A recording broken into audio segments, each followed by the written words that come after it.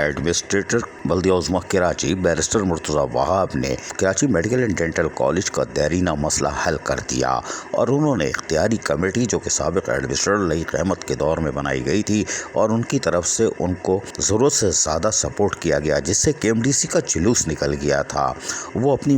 مرضی سے کے ایم ڈی سی چلا رہے تھے، پرنسپل ہاتھ پہ ہاتھ باندھے بیٹھے رہتے یا بیٹھی رہتی تھیں۔ اس کی وجہ یہ ہے کہ یہ تو اپنے پرائیویٹ گارڈوں کی تنخواہ بھی وہیں سے لے رہے تھے۔ تاہم کے ایم ڈی سی کی یونین نے واضح طور پر جہاں شکریہ ادا کیا، وہیں ڈینٹل او پی ڈی سی کا پیسہ خرچ کہاں ہو رہا تھا؟ غریب مریضوں کو علاج معالجے کے لیے تمام سامان خود کیوں خریدنا پڑتا ہے جبکہ وہ او پی ڈی کی فیس بھی ادا کر رہے ہیں؟ اس طرح کے دیگر معاملات کو اٹھایا ہے۔ ان کا کہنا تھا کہ ڈاکٹر آفتاب امتیاز نے اپنے بقایا جات کس طرح کس اکاؤنٹ سے حاصل کیے، اس کی بھی انکوائری ہونی چاہیے، جبکہ انہوں نے تقریباً 8-10 کے قریب چیزوں کا انکشاف کیا ہے۔ لیکن ہم آپ کو بتائیں کہ کراچی میڈیکل ڈینٹل کالج میں جہاں اختیاری کمیٹی اختیار سے ناجائز تجاوز کر چکی تھی اور 16 کروڑ کے غبن کو ایک طرف رکھ کر مظلوم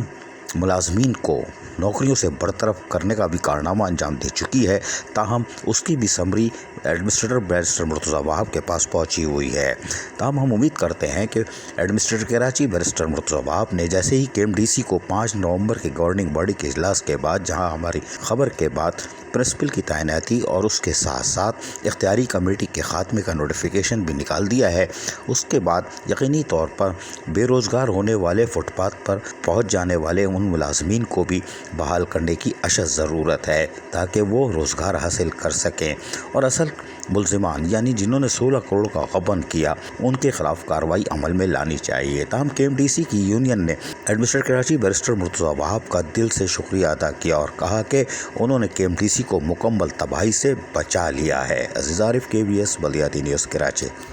ایسی ہی خوبصورت ویڈیوز فیوچر میں حاصل کرنے کے لیے ریڈ بٹن پر کلک کر کے اور بیل آئیکن کو پریس کر کے ہم سب کے سبسکرائبر بننا مت بھولیے۔